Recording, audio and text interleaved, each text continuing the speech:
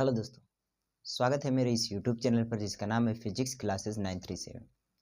दोस्तों, इससे पिछले वाले दो वीडियो में हमने पहले वाले वीडियो में आपको बताया कि वैद्युत विभव कहते किसे हैं, और दूसरे वीडियो में हमने विद्युत विभवांतर के बारे में बताया और उस पर बेस्ड कुछ क्वेश्चन भी कराए। ठीक है, आज हम लोग देखेंगे कि किसी बिंदु आवेश के कारण किसी अन्य बिंदु पर वैद्युत विभव किस तरीके से हम लोग फाइंड आउट करते हैं। ठीक है, परंतु इस टॉपिक को करने से पहले आपको इसकी डेफिनेशन याद होनी चाहिए वैद्युत विभव की, कि वैद्युत विभव क्या होता है कि किसी आवेश को किसी अन्य आवेश के क्षेत्र में लाने पर वाह्यकर्ता द्वारा जो कार्य किया जाता है उसी को हम लोग क्या कहते हैं, वैद्युत विभव कहते हैं। अर्थात किसी सूक्ष्म धन परीक्षण आवेश को अनंत दूरी से किसी अन्य आवेश के क्षेत्र में लाने पर वाह्यकर्ता द्वारा जो कार्य किया जाता है उसे ही हम लोग वैद्युत विभव कहते हैं। ठीक है, कभी कभी आपको डेफिनेशन देखने को मिलेगी जहां पर वाह्यकर्ता का नाम नहीं लिया जाएगा। ठीक है, तो उसके लिए थोड़ा सा बस चेंज होगा। वो क्या होगा कि नेगेटिव साइन बदल जाता है। ठीक है, वो कैसे होगा अभी मैं आपको वीडियो में बताऊंगा, परंतु ध्यान रहे कि वैद्युत विभव की डेफिनेशन आपको आनी चाहिए। ठीक है, चलिए अब हम लोग स्टार्ट करते हैं। बिंदु आवेश के कारण वैद्युत विभव। मान लिया कि कोई पॉइंट O है जिस पर कोई आवेश प्लस Q चार्ज स्थित है। इस प्लस Q चार्ज से R डिस्टेंस पर एक पॉइंट P है जिस पर हमें वैद्युत क्षेत्र की तीव्रता फाइंड करनी है। ठीक है, अच्छा, अनंत दूरी पर एक सूक्ष्म धन परीक्षण आवेश Q0 है। इसको हम लोग बिंदु P तक लाएंगे। ठीक है, और इस आवेश को लाने पर जो कार्य किया जाएगा वही कार्य वैद्युत विभव के फॉर्म में हो जाता है। देखिए, इसी आवेश Q से x दूरी पर एक बिंदु BA है। ये बहुत सूक्ष्म दूरी पर है। ठीक है, खैर अभी के लिए मैं A ही ले रहा हूं। एक पॉइंट A है इसी से x दूरी पर। अच्छा, हमने इसको x दूरी क्यों दर्शाया? क्योंकि दूरी भी डिफरेंट है वैसे तो, है ना। तो यहां तक की पोजीशन में बोल दूं x is equal to r और इसको बोल दूं x is equal to x, बोल सकते हैं, है ना। और यदि आपको प्रॉब्लम हो रही है तो मत मानो, उसको क्या है, ऐसे ही रहने दो। खैर, जब हम लोग इस सूक्ष्म धन परीक्षण आवेश को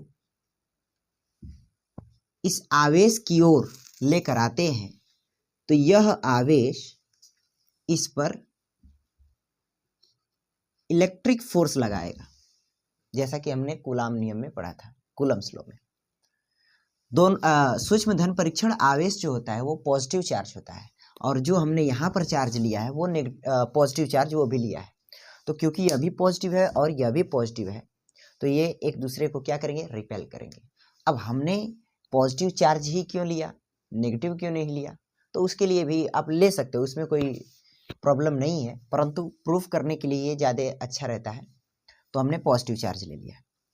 अब ये पॉजिटिव चार्ज और ये सूक्ष्म धन परीक्षण आवेश तो पहले से ही पॉजिटिव होता है, दोनों पॉजिटिव है, तो ये क्या करेगा, इसको रिपेल करेगा, अर्थात एक फोर्स लगाएगा इसकी विपरीत डायरेक्शन में, दिशा में। ये हमने इसको इधर लाया और फोर्स लगा इधर, मतलब कि विस्थापन इधर हो रहा है और इलेक्ट्रिक फोर्स इधर लग रहा है। और जो हम इसको ला रहे हैं अनंत दूर से, वो अभी धीरे धीरे हम लोग ला रहे हैं। ताकि उसमें कोई एक्सेलरेशन प्रोड्यूस न हो। ठीक है। अच्छा, जब हम लोग इसी आवेश को बिंदु ए से बिंदु बी तक अनंत सूक्ष्म विस्थापन dx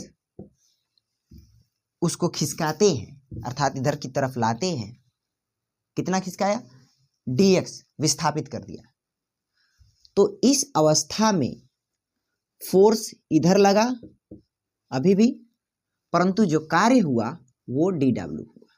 क्यों सर, ऐसा क्यों हुआ?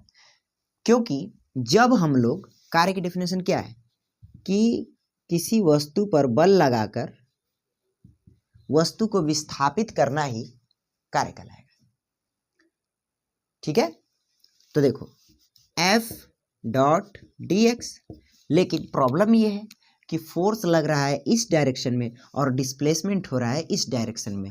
तो देखो फोर्स इधर, डिस्प्लेसमेंट इधर, तो इनके मध्य एंगल कितना, 180, और ये डॉट प्रोडक्ट जब होगा तो F D x cos theta होगा, जहां पर थीटा की वैल्यू क्या होगी, 180, तो 180 तो माइनस एफ डी एक्स, तो डी डब्ल्यू हुआ आपका माइनस एफ डी एक्स। ये अब ये जो कार्य है वो बिंदु ए से बिंदु बी के बीच में है, अनंत सूक्ष्म विस्थापन हुआ है, परंतु हमें क्या करना है, उस आवेश को अनंत दूरी से इस आवेश के क्षेत्र में बिंदु P तक लाना है। तो छोटे के लिए है, ऐसी ही छोटी छोटी दूरियां हम लोग लें और उसमें वर्क डन फाइंड कर लें और अंत में उसको जोड़ दें, यहां तक ये प्रक्रिया करें ऐसे, तो हमें संपूर्ण वर्क डन मिल जाएगा यहां से यहां तक, और वही वर्क डन किसके फॉर्म में हो जाएगा, विभव के फॉर्म में संचित हो जाता है।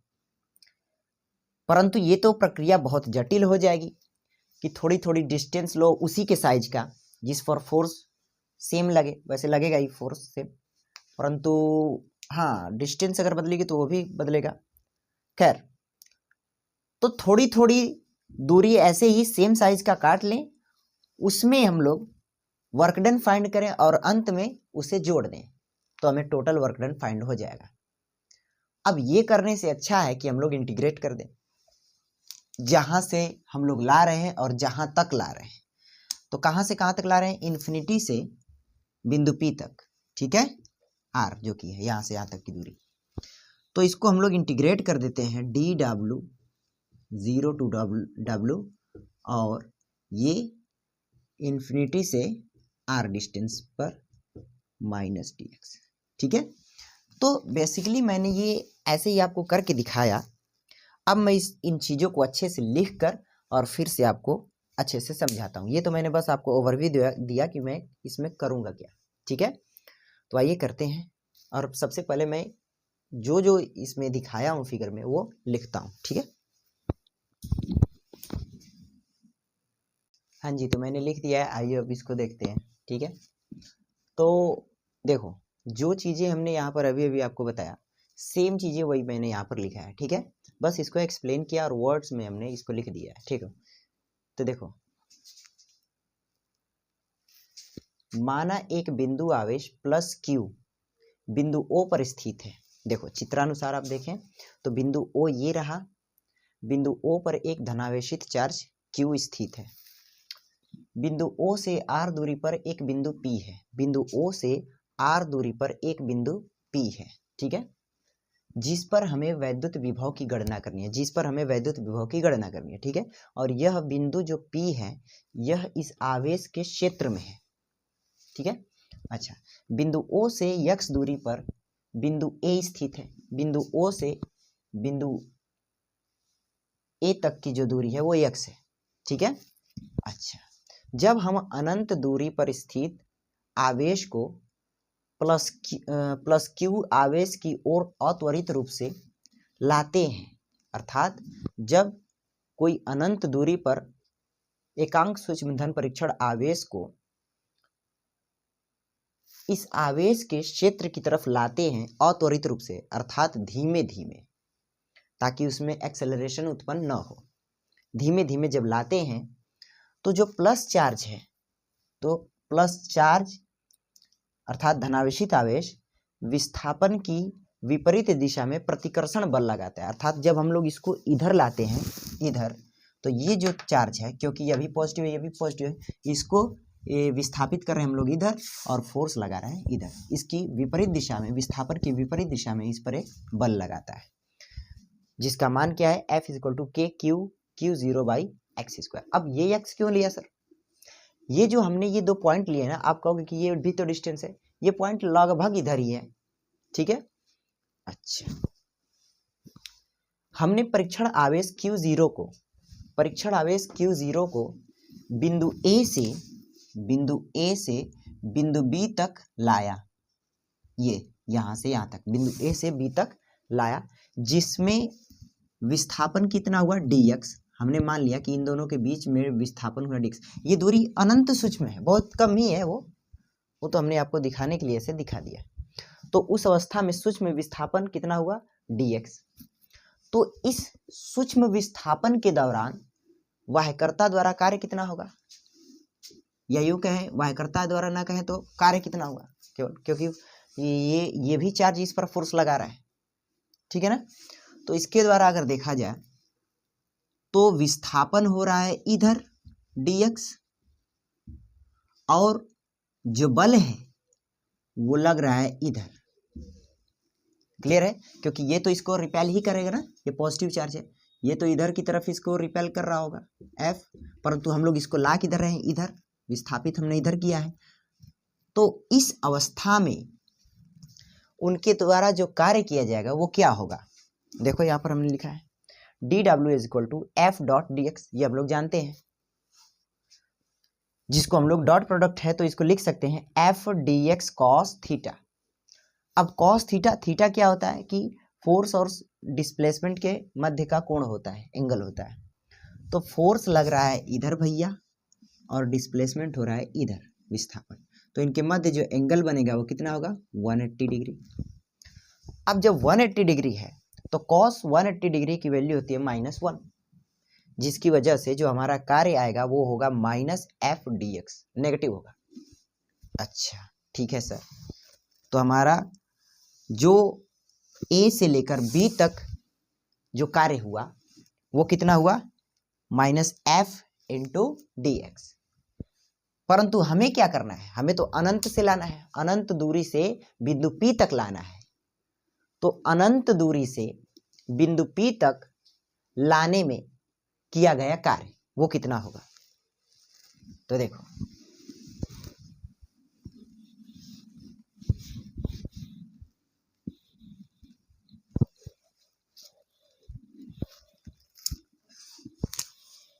अतः अनंत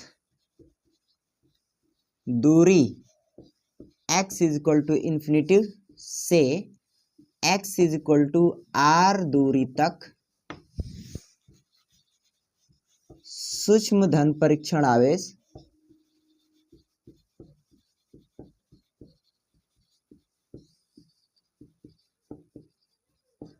को लाने में किया गया कार्य,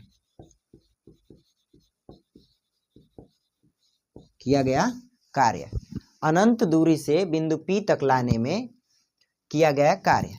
तो क्या है, ये तो छोटे के लिए है, ऐसे ऐसे छोटे निकालते जाओ और यहाँ तक टोटल ऐसे निकाल कर अंत में जोड़ दो। तो जोड़ने का आसान तरीका क्या होता है, इंटीग्रेशन।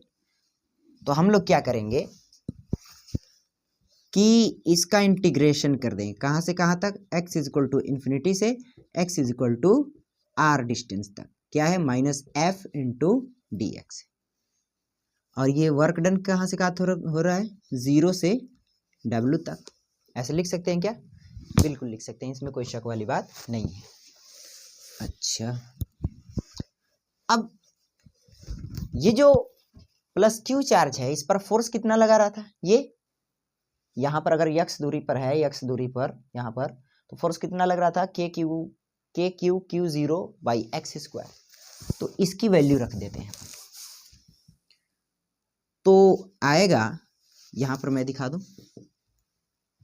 यहाँ पर कि x is equal to infinity से x is equal to r distance है, तो माइनस 1/, या 1/, रखने के स्थान पर मैं इसी को रख देता हूँ कांस्टेंट को, KQ0/x² इंटू dx। ये अब ये सारी वैल्यू तो कांस्टेंट है, तो कांस्टेंट हमको बाहर ले लेते हैं, तो माइनस KQ0 और x is equal to infinity to x is equal to r 1/x² dx। अब 1/x² dx का इंटीग्रेशन क्या होगा, 1/x² dx का इंटीग्रेशन क्या होगा, तो यहाँ पर देखो, यहाँ पर मैं थोड़ा सा सिखाने का प्रयास करता हूँ। देखो इंटीग्रेशन अगर x का हो रहा है dx के रिस्पेक्ट में, ठीक है ना, तो इसका होगा सॉरी देखो फॉर्मूला है direct, nx to the power n का इंटीग्रेशन dx के रिस्पेक्ट में तो होता है x to the power n+1/n+1 plus का c जो भी है, ठीक है ना। तो x to the power n+1/n+1, इसी तरीके से अगर ये 1/x है और इसका पावर n है और ds के रिस्पेक्ट में हो रहा है, तो इसको पहले ऊपर लेकर जाएंगे, x to the power -n हो जाएगा ऐसे इंटू dx, और जब इसका इंटीग्रेशन करेंगे तो x to the power -n+1/-n+1 ऐसे होगा, बिल्कुल होगा, उसमें कोई शक वाली बात नहीं है। अब सोचो ये n के स्थान पर 2 होता तो क्या होता, 2 होता तो यहाँ पर ऐसे होता, और इसको हम लोग ऊपर लेकर जाते तो x to the power -2 dx, तो ये हो जाता x टू द पावर -2 + 1/-2 + 1, मतलब 1/x, और ये माइनस लगा देंगे तो -1/x, इसका इंटीग्रेशन क्या होगा -1/x, तो मैं यहाँ पर रखता हूँ डायरेक्ट -KQQ0, और इसका इंटीग्रेशन होगा -1/x, और x is equal to infinity से x is equal to r तक, के माइनस और माइनस काम खत्म हो जाएगा, प्लस हो जाएगा, तो k ये आ तो रहा है ना, वीडियो में देख लिया जाए एक बार, हाँ ठीक है, यहाँ तक आ जा रहा है। तो देखो ये माइनस और माइनस प्लस हो गया, तो KQQ0 और ये लिमिट रखो, तो 1/r - 1/∞, क्या 1/∞ 0 होता है, तो आपकी वैल्यू आई KQQ0/r, ये आपका विभव हो जाता है, और यही कार्य जो है वो विभव के रूप में संचित हो जाता है। तो आपका जो आया, यहाँ पर मैं लिख रहा हूँ, टोटल वर्क डन आया KQQ0/r, और ये जो k की वैल्यू है, k की वैल्यू क्या होती है भैया, k की वैल्यू 1/4πε0, ठीक है ना, किसके लिए, निर्वात या वायु के लिए, ठीक है ना, अगर वो निर्वात या वायु में है तो ये हो गया, तो यहाँ पर रख दो, तो आपका जो वर्क डन मिला W = 1/4πε0 QQ0/x, और यही कार्य विभव के रूप में संचित हो जाता है, तो आपका विभव मिला, अतः बिंदु P पर जो विभव होगा वो 1/4πε0 QQ0/x, यहाँ से आपका फॉर्मूला प्रूफ होता है, ठीक है। तो इस तरीके से किसी पॉइंट चार्ज के कारण किसी बिंदु पर हम लोग वैद्युत विभव की गणना करते हैं, ठीक है। जैसे अगर मैं आपको इस पर एक क्वेश्चन करके दिखाऊं, तो देखो इस फॉर्मूले को आप समझें, किसी बिंदु आवेश के कारण, कोई बिंदु आवेश है, इसके कारण किसी बिंदु P पर अगर यहाँ से यहाँ तक की दूरी x हो या r हो, जो भी मान लो, अगर मैंने फॉर्मूला अभी दिखाया r के रूप में, तो r के रूप में ही देख लो, तो इस आवेश के कारण इस बिंदु P पर जो विभव होगा Vp = वो होगा 1/4πε0 क्यू बाई, मैंने एक गड़बड़ कर दिया, जानते हो क्या गड़बड़ किया? मैंने एक गड़बड़ किया, गड़बड़ तो कर दिया दोस्त, गड़बड़ तो कर दिया दोस्त। क्या किया हमने? क्या किया कि W बराबर, हाँ ठीक है ठीक है ठीक है, सब ठीक है। हाँ भाई, तो जगह नहीं थी तो इसलिए मैंने उसको मिटा दिया।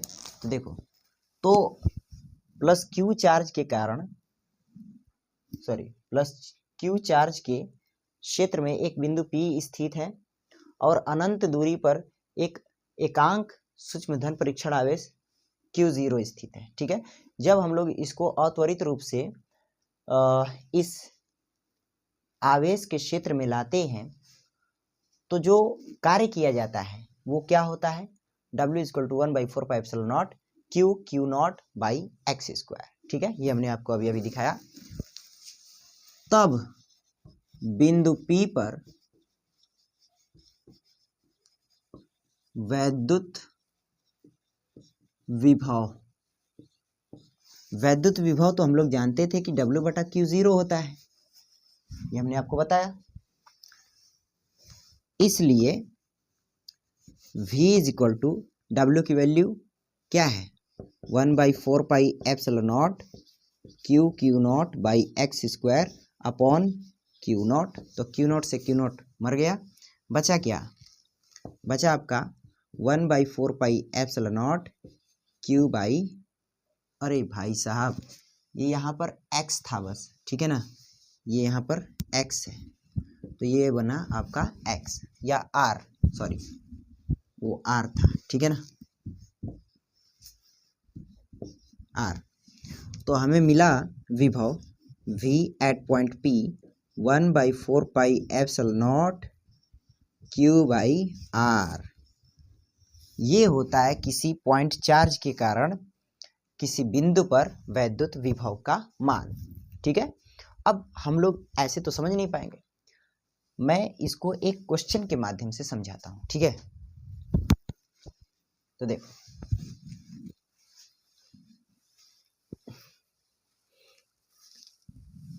मान लो कि कोई 2 कूलाम का आवेश बिंदु O पर स्थित है। 2 कूलाम के आवेश से 1 सेंटीमीटर की डिस्टेंस पर बिंदु P है जहां पर हमें वैद्युत विभव की गणना करनी है। आवेश 2 कूलाम के कारण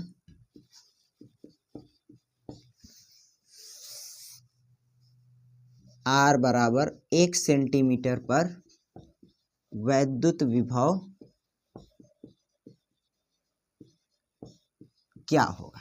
ठीक है, तो Vp = 1/4πε0 Q/r, Q/r, यही तो वैद्युत विभव होता है। किसी आवेश के कारण किसी बिंदु पर वैद्युत विभव का मान ये होता है। अच्छा सर, ये होता है क्या? हाँ बिल्कुल होता है। तो 1/4πε0 की value 9 × 10⁹ Q 2 coulomb upon R 1 centimetre, और जब इसको कन्वर्ट करेंगे मीटर में तो 10⁻²। ठीक है, अच्छा अब इसको ऊपर लेकर जाओ तो 9 × 2 = 18 × 10⁻11, और इधर जब लाओगे तो Vp = 1.8 × 10⁻10, सॉरी 10। ठीक है, तो इस तरीके से आपका एक क्वेश्चन सॉल्व होगा। तो पॉइंट चार्ज मतलब बिंदु आवेश के कारण वैद्युत विभव का डेरिवेशन आज हम लोगों ने देखा। अब आगे बढ़ते हैं, विभव और ही दूसरा क्वेश्चन देखते हैं। ठीक है, देखो इस क्वेश्चन नंबर 2 है, परंतु ये जो क्वेश्चन है इसमें भी 2 क्वेश्चन है। देखो क्वेश्चन 1 और ये 2, ठीक है, इसके 2 पार्ट है। देखो, आवेश 4 × 10⁻7 कूलाम के कारण इससे 9 सेंटीमीटर की दूरी पर स्थित किसी बिंदु P पर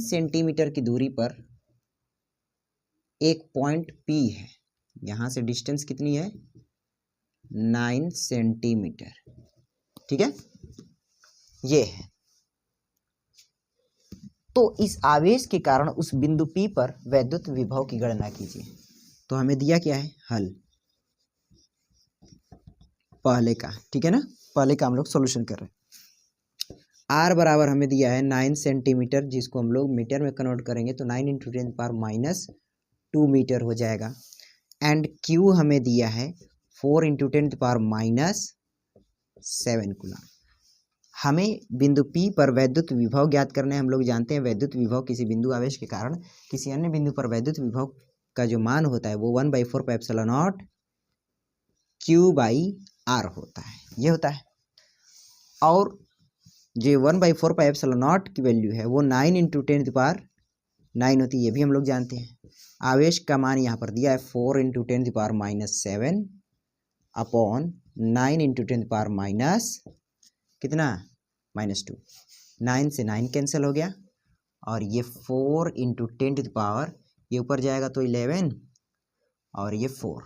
ठीक है, तो ये आपका आंसर, ठीक है ना, सही किया ना। अब नेक्स्ट पार्ट देखिए इस क्वेश्चन का। इसमें बोल रहा है आवेश 2 × 10⁻⁹ कूलाम के आवेश को अनंत से बिंदु P तक लाने में किया गया कार्य ज्ञात कीजिए। दूसरी बात, क्या कार्य पथ पर निर्भर करता है? तो पहली बात तो ये है कि कार्य जो है वो पथ पर निर्भर नहीं करेगा इस वाले में। क्यों? क्योंकि जो विद्युत बल है वो संरक्षीय बल है। संरक्षी बल के द्वारा जो कार्य किया जाता है वो पाथ पर निर्भर नहीं करता है। ठीक है, अर्थात एक क्लोज पाथ अगर हो तो उस क्लोज पाथ में जो टोटल वर्क डन होता है वो 0 होता है। ठीक है तो देखो नेक्स्ट पार्ट इसका करते हैं। पहली बात तो ये है कि जो पहली दफा में हम लोगों ने इस क्वेश्चन को सॉल्व किया वो बिंदु P पर आवेश 4 × 10⁻⁷ इस तरीके से स्थित था और बिंदु P इस तरीके से था और यहाँ से R दूरी पर, R बराबर यहाँ पर क्या दिया था? 9 सेंटीमीटर। इसको जब हमने लोगों ने मीटर में कन्वर्ट किया तो 9 × 10⁻⁻² मीटर हो गया था। अब एक आवेश क्या है? 2 × 10⁻⁹ कूलाम है जो कि इन्फिनिटी पर स्थित है। उसी आवेश को हम लोग क्या कहाँ तक ला रहे हैं भैया? तो पॉइंट P तक ला रहे हैं। तो कार्य की गणना कीजिए। तो कार्य कितना किया जाएगा? तो देखो हम लोग जानते हैं विभव बराबर W/Q होता है, W/Q होता है। तो यहाँ से W बराबर क्या हो जाएगा? V × Q। और ये कौन सा Q होता है? जिस चार्ज को हम लोग लाते हैं। ठीक है, तो कौन से चार्ज को लाया? इस वाले। और ये जो V होता है उसमें कौन सा चार्ज होता है? जो पॉइंट, जिसके पॉइंट, जो पॉइंट चार्ज है वो वाला, अर्थात जिसके क्षेत्र में लाते हैं। तो यहाँ से हमें क्या मिलता है कि ये जो विभव है इस आवेश के कारण यहाँ पर विभव कितना मिला था हमें? 4 × 10⁻⁴, यही तो मिला था ना। अच्छा, और ये दूसरा आवेश कितना दिया है? 2 × 10⁻⁹। एक बार मैं चेक कर लूँ क्या कि ये आंसर जो हम लोगों का आया था वो ऐसे आया था कि कैसे आया था, मतलब कि -4 में था या +4 में था? +4 में था, मेरे को याद नहीं था इसलिए मैंने देख लिया। ठीक है, तो यहाँ पर ऐसे आया था। ठीक है, तो अब जब हम लोग इसको सॉल्व करेंगे तो 4 × 2 = 8, तो 8 × 10⁻⁵ जूल इतना कार्य किया जाएगा। ठीक है ना, तो ये दूसरा पार्ट भी इसका सॉल्व हो गया। तो ये जो मेन थिंग्स थी, ये जो पूछा था कि क्या कार्य पथ पर निर्भर करता है, तो नहीं भैया। अगर फोर्स कंजर्वेटिव है अर्थात संरक्षी बल है तो उस अवस्था में उस बल के द्वारा जो कार्य किया जाएगा तो कार्य पथ पर निर्भर नहीं करेगा। अर्थात जैसे मान लो कि ये कोई पॉइंट P है और ये कोई पॉइंट Q है, यहाँ से हम लोग किसी आवेश को ला रहे हैं संरक्षी बल की उपस्थिति में, अर्थात इलेक्ट्रिक फोर्स की उपस्थिति में, तो 2 जूल कार्य किया Q से P की तरफ, और उसी को जब हम लोग बिंदु P से बिंदु Q से Q की ओर ऐसे लेकर जा रहे हैं, तब कितना कार्य किया जाएगा? तब भी उतना ही कार्य किया जाएगा, ठीक है। परंतु क्योंकि डायरेक्शन नेगेटिव है तो हमें नेगेटिव लगाना पड़ेगा, जिसकी वजह से अगर अब हम लोग टोटल यहाँ पर वर्क डन बताएं तो टोटल वर्क डन कितना हो जाएगा? 0। टोटल वर्क डन कितना हो जाएगा? 0। तो सर विभव भी 0 हो जाएगा। हाँ, विभव भी 0 होगा, एक क्लोज लूप के लिए, क्लोज पाथ के लिए बेसिकली, ठीक है। तो इस तरीके से क्वेश्चन सॉल्व होता है।